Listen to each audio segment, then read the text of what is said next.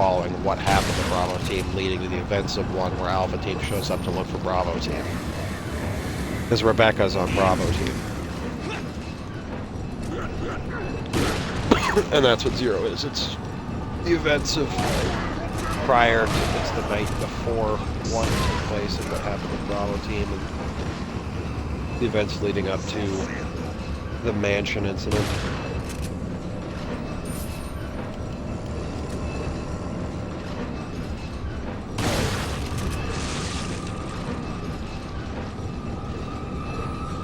But yeah, there's actually a long, rich timeline for Resident Evil.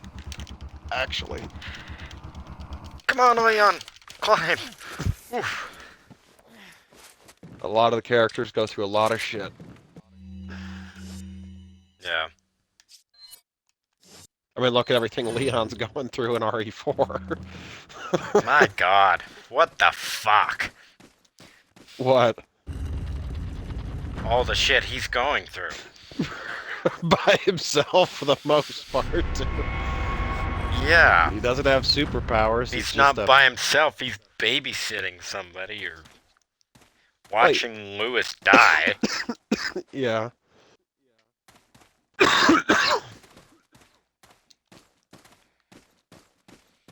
But yeah, I mean, Leon's going through some pretty thick shit in 4, and fucking, he takes it like a champ. And it's just because he's just that good. He's not magical or anything. And the same goes for Chris and everything that Chris has gone... Well, and that's the thing. This isn't the first thing Leon's gone through in RE4.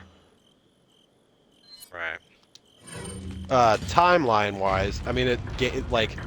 Timeline of the games, like when they came out, that was only the second time Leon had been featured. But timeline of the canon-wise, Leon's first in Resident Evil 2 during the Raccoon City incident, during the like final night of that, is when he shows up. And then him and Claire go through that together. And then he later meets like he goes under a whole bunch of special training and joins some anti-terrorism task units and shit and bounces from place to place on a few different missions before he shows up again like in 2002. Raccoon City incidents in 1998. So over those 4 years till 2002, he's just kind of doing a lot of training to become a super badass instead of just a one-day rookie cop like he was in Raccoon City, who mostly just got lucky and with just natural force of will. He spends 4 years basically training and doing some missions, and then that's when he meets Jack Krauser from SOCOM. Not the game series SOCOM, like Special Operations Command.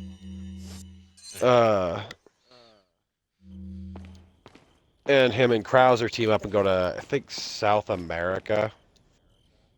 I think it's South America, but I'm not 100% certain. And they end up dealing with T. Veronica virus outbreak. Well, T virus and T Veronica. And during the course of that mission, Krauser gets infected with that shit. And then is presumed dead in a helicopter crash later after the mission. And Leon makes it out of there. They go through this whole huge ordeal down there, and that's in Dark Side Chronicles. And then that's when Leon spends a couple more years training and doing more missions, leading up to 2004, which is when RE4 takes place. And Leon is...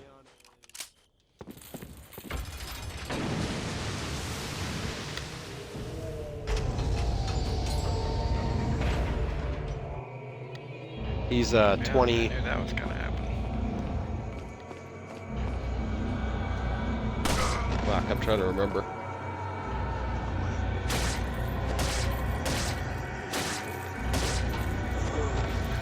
Pretty sure Leon's like 20 in Resident Evil 2. And like Resident Evil 4, Leon's like 26 years old. Yeah. So He's like 26, 27, right there. I can't remember exactly which one it is, but yeah, he's pretty young in Resident Evil 4, basically our age, going through all that shit. But he's already that good because all of the years that he's spent the last like over half a decade of just becoming a badass. Right.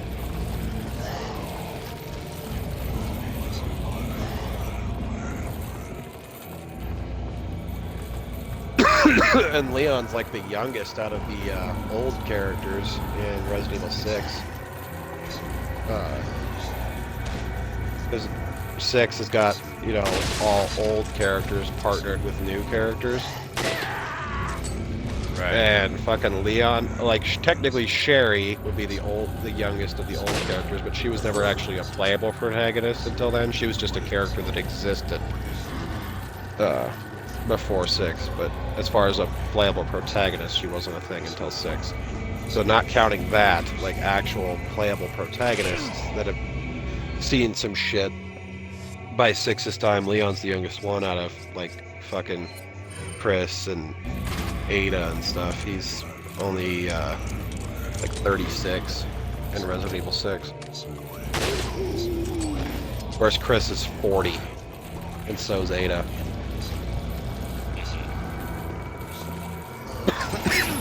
Because Leon's like 4 years younger than Chris.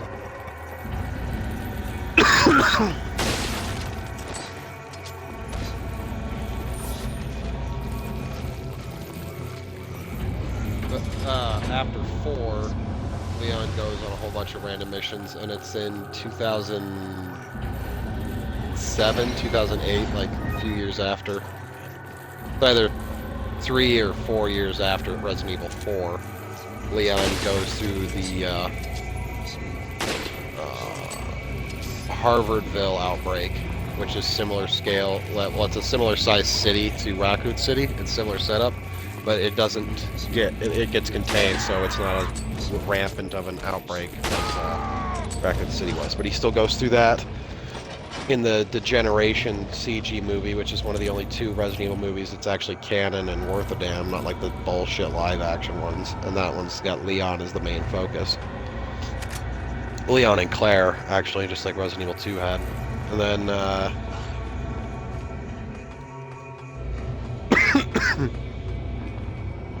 I've and seen that's the actually one where they're in the airport. yeah, that's that one. Okay.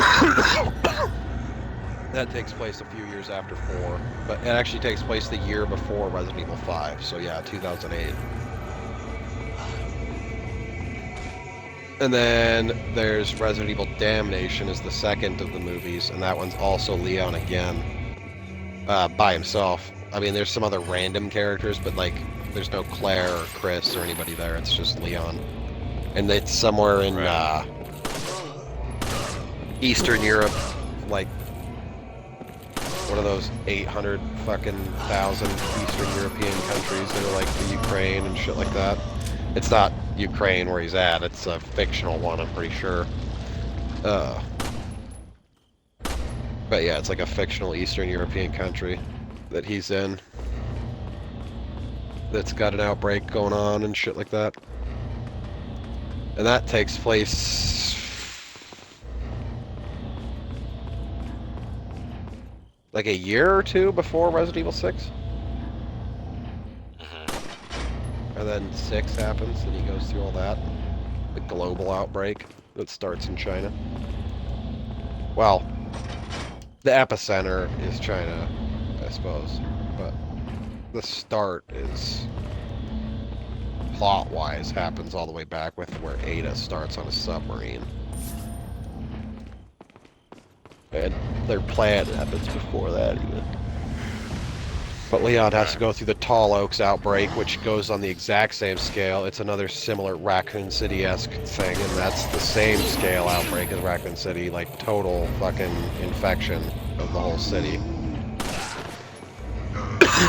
Including the death of the president, who Leon was a close friend of.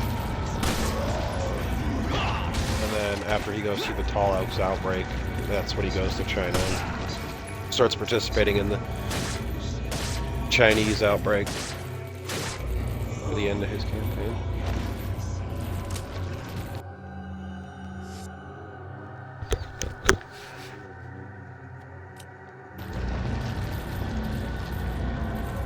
But then Chris, he starts out in the mansion incident almost to the entire beginning. I mean, not counting Zero, it is the complete beginning.